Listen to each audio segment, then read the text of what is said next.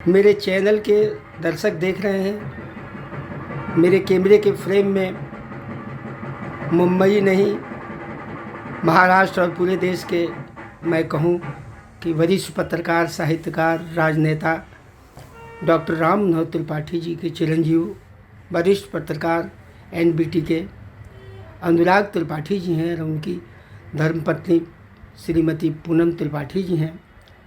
कल अभियान का 38वां महोत्सव था जो उत्तर प्रदेश स्थापना दिवस पर मनाया गया।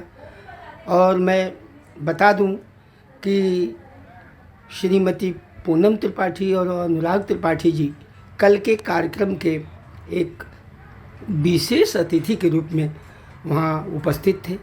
मैं ज़्यादा न कहकर मैं अनुराग त्रिपाठी जी से चाहूँगा कि कल के कार्यक्रम के बारे में आप हमारे चैनल के दर्शकों को बताएं। उसके बाद मैं भाभी जी का भी मैं मनोगत लूँगा। आपका स्वागत है हमारे चैनल में। क्या कहेंगे कल के कार्यक्रम के लिए? अभियान पिछले 38 वर्षों से उत्तर प्रदेश दिवस मुंबई में मना रहा है। तो ये मुंबई मतलब जब अभियान में शुरू किया था ये कार्यक्रम, तब तक उत्तर प्रदेश में ही उत्तर प्रदेश दिवस नहीं मनाया जाता था। बाद में महाराष्ट्र के राम नाईक जी जो यहाँ इन कार्यक्रमों में शामिल हुए थे, उन्होंने जब राज्यपाल बने तो उन्होंने उत्तर प्रदेश दिवस मनाना शुरू किया। एक प्रदेश जिसका कोई यूपी प्रोविंसेस नाम था उसका, तो वो बाद में नाम बदला आज़ादी के बाद। तो 38 वर्षों के बाद तो वो शुरुआत से ही बाबूजी ने इसको ध्यान रखा, सबको संभालते रहे वो, और सबको कहते रहे कि महाराष्ट्र को जोड़ना ना भूलिएगा। हमेशा महाराष्ट्र ईद से शुरुआत होती है, वो ऐसा कहीं भाव ना आए कि तो वो भाव बचाने की कोशिश करते। कुछ राजनीतिक शक्तियाँ ऐसी होती हैं जो उसका दुरुपयोग कर सकते हैं। सॉरी। तो अभियान ने 38 वर्षों से इस परंपरा को कायम रखा है। बाबूजी के गुजरने के बाद आज उसको भी 24 साल हो गए। इस 24 साल से बाबूजी के नाम से एक पुरस्कार दिया जाता है ना। इस समय एक बहुत बड़े साहित्यकार को पुरस्कार दिया गया। हर साल पुरस्कार देने का मतलब उनकी कृतियों को जीवंत रखना। उनको बाबूजी को तो जीवंत, बाबूजी केवल कृति के तहत पे नहीं थे, बाबूजी तो साहित्यकार मूलतः थे ही जी, लेकिन साहित्यकार होते हुए राजनेता भी थे। इस महाराष्ट्र में वो 18 वर्षों तक विधायक रहे, 2 टर्म यहाँ नगर सेवक पार्षद रहे, और फिर वो 2-3 बार छोटे छोटे टर्म के लिए मंत्री भी रहे। लेकिन वो जो सादगी, आज तो ये सब बोलने से लगता है मंत्री और उनके बाबूजी एक चाल में रहे, लिटरली एक छोटे से कमरे में लिटरली घर बिताए, और वो ऐसे ही वो गुजर चले भी गए संसार में। तो वो जो चीज़ है, वो जो बाबूजी का जीवन है, बाबूजी का दर्शन है, बाबूजी की समझ है। संपादक भी रहे वो नवारा टाइम्स के बीच में। ये सब कई चोलों में लोगों ने उनको देखा, वो ऐसा कई रूप में देखा उन्होंने। तो ये जो है, ये जिस तरह का बाबूजी का जो रूप रंग, जो हर क्षेत्र को बाबूजी छू रहे थे मुंबई के जीवन में, उत्तर भारतीयों के लिए वो एक तरह का प्रतीक पुरुष के रूप में बाबूजी आज भी याद किए जाते हैं। ये नहीं, कई और पुरस्कार भी बाबूजी के नाम से यहाँ चलते हैं, लेकिन ये एक विशिष्ट तरह का पुरस्कार है जो हम लोगों के जीवन में बहुत बड़ी बात है। क्योंकि अमरजीत भैया की राजनीति, मैं उनके बारे में 2 शब्द कहना चाहूँगा। जरूर बोलिए। इसके पीछे के वो हैं, और तब प्रेम शुक्ला भी इनके साथ उसी तरह इन्वॉल्व होते थे। आज राष्ट्रीय प्रवक्ता हैं बीजेपी के। ये बीजेपी के बेसिक कार्यकर्ता लोग। बाबूजी मेरे जीवन पूरा कांग्रेस या एनसीपी में बिताए, एक अलग राजनीतिक धारा को। बाबूजी के मृत्यु के बाद जो पहला प्रोग्राम हुआ, उसमें एक विशाल बैनर, यानी मैं क्या कहूँ, वो कि बाबूजी आपको भुलाए नहीं भुलाएंगे हम, है ना, ऐसा बैनर वहाँ उसी मैदान में 20-20 हज़ार लोगों की क्राउड, है ना। और मनोज तिवारी अक्सर वहाँ परफॉर्म करते थे, तो 20-25 हज़ार से कम लोग नहीं, भीड़ होती है ना। वो मैं दुर्भाग्य से इसका असर भी पड़ा उल्टा। और जो महाराष्ट्र में आप देख रहे हो नवनिर्माण सेना, उसको इससे डर भी लगने लगा कि 25 हज़ार का हम नहीं जुटा पाते, और यहाँ उत्तर भारतीयों का मेला लग जाता है इस तरह का जी। तो उसको राजनीतिक रूप में देखा उन्होंने। राजनीतिक फंक्शन ही नहीं था जब सारे दलों के लोग उसमें शामिल थे। तो ये एक सामाजिक और उससे ज़्यादा सांस्कृतिक उत्सव के तौर पे देखा जाता है। दुर्भाग्य से हर चीज़ को राजनीति तो अलग तरह से देखती है और बांटती और छांटती, खराब करती है। राजनेताओं का यही काम है धरती पर आज है, तो वो तो अलग बात है। लेकिन बाबूजी को उस तरह से बाबूजी ने जोड़ा, एक सुई और डोर की तरह बाबूजी ने महाराष्ट्र और उत्तर प्रदेश को जोड़ने की कोशिश की है। और उन्होंने मराठी में लिखते रहे, हिंदी में लिखते रहे, मराठी जगत में उनका उतना ही सम्मान रहा जीवन भर। तो वो जो चीज़ है, वो जो अर्जित करना था, वो रूप हमको आज उत्तर भारतीय समाज को बिल्कुल दूध में शक्कर की तरह रह करके यहाँ मुंबई में हमने जितनी प्रगति, आज मुंबई के उत्तर भारतीयों ने जिस तरह की प्रगति की है वो दैदीप्यमान प्रगति की है, और बिना मराठी जनता के साथ के ये हो नहीं सकता था। कुछ तत्व तो सब जगह होते हैं इस तरह से, लेकिन महाराष्ट्र की धरती, महाराष्ट्र के जो मराठी भाषी हैं उनका बहुत सारे भाषा भाषी हैं, लेकिन सबसे ज़्यादा अगर योगदान मिला दिया है तो मराठी भाषियों ने दिया है उत्तर भारतीयों को बढ़ावे में, ये बात रेखांकित करने, और ये अभियान का कार्यक्रम उस मराठी तेवर को भी साथ लेकर के चलता है, ये बहुत बढ़िया काम होता है। एक बात और जानना चाहूँगा इसी संदर्भ में, जब आप कह रहे हैं अमरजीत मिश्र के लिए, तो आपको लगता नहीं कि कचहरी महोत्सव हो या उत्तर प्रदेश स्थापना दिवस हो, इस तमाम सांस्कृतिक कार्यक्रमों के जरिए उत्तर भारतीयों को भाजपा से जुड़ने का काम करते हैं, तो क्या इस प्रतिभा का वो सही इस्तेमाल कर पाई है भाजपा अभी तक? अगर नहीं कर पाई है तो कैसे करेगी,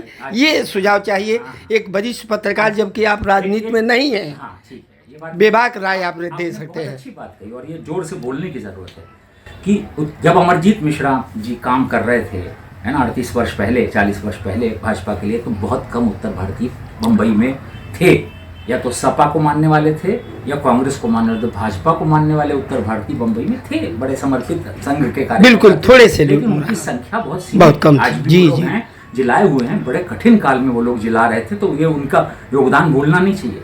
अमरजीत मिश्रा ने अकेले अपना नहीं चलाया, उन्होंने पूरे उत्तर भारतीय समाज में एक ये उत्सव तो इतना बड़ा जिसमें 25,000 लोग हर साल जुटते हैं, इसके अलावा साल भर, है ना, वो कजरी, बेलवैया, और फिर पता नहीं लिट्टी चोखा, कितने तरह के प्रोग्राम करते करते उन्होंने गली मोहल्ले तक पहुंचाया। आज की स्थिति ऐसी है कि मैं समझता हूं कि मैक्सिमम उत्तर भारतीयों के आज जो है वो बीजेपी की तरफ रुझान है, सारे नेता चले गए, हाँ कोई नेता ही नहीं बचा उत्तर भारतीयों का पुराना, मतलब 20 नेता थे, वो सब के सब भाजपा में चले गए। वो जाने का कर्म अगर उन्होंने ना बनाया होता, ये जब पृष्ठभूमि ना तैयार की होती, तो वो बनता ही नहीं। तो सब कुछ उन्हीं की वजह से बना है। जी। बीच में पिछली जब सरकार आई थी तो उनको दर्जा दिया गया था, चित्र नगरी जहाँ सबसे ज़्यादा शूटिंग होती है उसका उनको हेड बनाया था बीजेपी सरकार ने। मैं समझता हूँ इस बार भी बीजेपी उनको भूलेगी नहीं। नए नेता तैयार हो गए हैं और वो भी बड़े सक्षम नज़र आ रहे हैं, लेकिन अगर अमरजीत मिश्रा की तरह की ताकत को नज़रअंदाज कर दिया जाएगा तो बड़ा नुकसान होगा। मुझे लग रहा है कि खुद देवेंद्र फडणवीस जी हों या दूसरे नेता हों, वो अमरजीत जी के योगदान से परिचित हैं और उसको वो गड़बड़ नहीं करेंगे, और अमरजीत जी को उनका स्थान, समस्त उत्तर भारतीय जगत को बीजेपी में स्थान देने की जरूरत है। कोई मंत्री नहीं है बरसे से उत्तर भारतीयों का, जहाँ रहा है कांग्रेस राज में, तो वो बीजेपी को तो समस्त उत्तर भारतीयों को एक तरह से फिर सोचना है। अमरजीत मिश्रा ही नहीं, उत्तर भारतीयों को अब ठीक ठाक जगह पे उनका जो सम्मानित पद है उनको जो सम्मान मिलना चाहिए, ये बीजेपी को मेरे ख्याल से नेतृत्व तो सोच रहा होगा। गठबंधन की राजनीति में कई बार चीज़ें उलझ जाती हैं, लेकिन वो लेकिन आपका मन है कि देर सवेर उन्हें और भी कोई पद से नवाजा जाएगा, ऐसा लगता है? तो अगर बीजेपी को टिकना है और ये सब इतना बड़ा बना के रखना है तो जड़ों मजबूरी है उनकी, जड़ों को सींचना पड़ेगा ना। जड़ें अगर सूख गई तो ऊपर जो आज पेड़ और पौधे नजर आ रहे हैं वो गड़बड़ा सकते हैं। राजनीति का खेला है। तो कहीं ना कहीं अमरजीत मिश्र जड़ में है, इसकी जड़ में है, आपका मानना है? भाजपा की जड़ है, भाजपा की जड़ है। बहुत बड़ी बात आपने कही, आपका स्वागत है। और चंद शब्दों में ये मैं चाहूँगा कि आप दें कि आप पति पत्नी एक विशेष परिधान में है। मेरे चैनल के दर्शक देखेंगे, ये देखिए साउथ इंडियन धोती आप देख रहे होंगे, और कैसे दुपट्टा है भाभी जी के, और चेहरे पर, दोनों के चेहरे पर नूर है। तो ये अचानक परिवेश जो परिवर्तन हुआ है परिधान में, ये इसका राज क्या है, बताइए। मैं अपनी पत्नी के बारे में बहुत कुछ ज़्यादा बोलने की स्थिति में नहीं, है ना? पिताजी का वो जो है एक्चुअली भाषा जो होती है, भाषी होते हैं, भाषा के साथ उसके संस्कार आते हैं। हम लोग यहाँ पर बैसवारी ये भाषा बोलते हैं घर में, हमारे घर में बैसवारी बोली जाती है, हम लोग आपस अक्सर में संवाद करते हैं। उसके साथ एक संस्कार है उत्तर प्रदेश के मूल जड़ में। हम लोग, मेरा जन्म यहाँ 62 वर्ष पहले मुंबई में हुआ है, लेकिन वो जड़ कायम है। वो जड़ जो है मेरे ख्याल से पूनम जी की वजह से शायद और भी ज़्यादा मजबूत है कि वो रायबरेली के रहने वाली हैं और वहाँ से आई हैं, है ना, लक्ष्मी में उनका पालन पोषण हुआ। तो वो जो संस्कार, भाषा, है ना, मूल्य, वो जो चीज़ें ले करके आदमी आता है वो अक्सर आती रही हैं, और वो हमारे घर में बनी हुई हैं, और आपने देखा आलता लगा दिया है पैर में, पुरुष आलता लगाए, इसका बाकी समाज में बड़ा गड़बड़ समझ जाता है।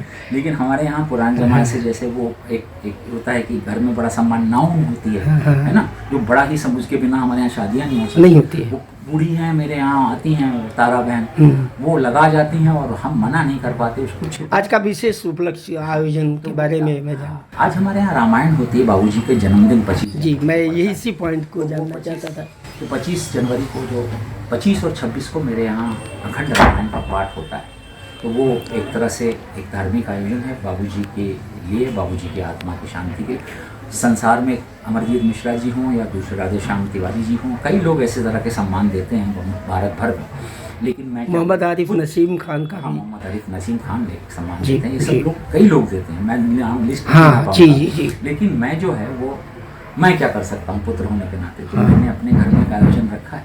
इसमें भी कुछ हज़ार लोग मेरे घर चले आते हैं, इस बहाने से रिन्यूअल हो जाता है रिश्तों का, फिर से एक तरह से पुनर्जीवन हो जाता है और लोग जुड़ते हैं। और बाबूजी की स्मृतियाँ, ये जहाँ बाबूजी का घर है, ये एक तरह का बाबूजी की तपस्या स्थली रही है। जिस तरह की वो तपस्या स्थली में उनकी यादों को याद करना और वो उसको बांटना, ये हम लोगों का कर्म है, हम लोग भी करते हैं। भाभी जी से जानना चाहूँगा कि कल अभियान के कार्यक्रम में आप थी, एक गवाह बनी थी, कैसा लगा? रवि किशन जी आए मंच पर और बाबूजी के नाम से अवार्ड दिया गया, आपको कैसा लगा? आपका स्वागत है हमारे चैनल में। कल इतना अच्छा लगा कि मुंबई में सामाजिक और सांस्कृतिक कार्यक्रम हो रहा है और मेरे बाबूजी के नाम का पुरस्कार दिया जा रहा है। मुझे उन लोगों से मिलना था जिनको पुरस्कार दिया गया है, राम किशन जी से, लेकिन मैं मिल नहीं पाई क्योंकि हमारे घर में कार्यक्रम था और हमारे यहाँ बार बार फ़ोन आ रहा था, इसलिए मैं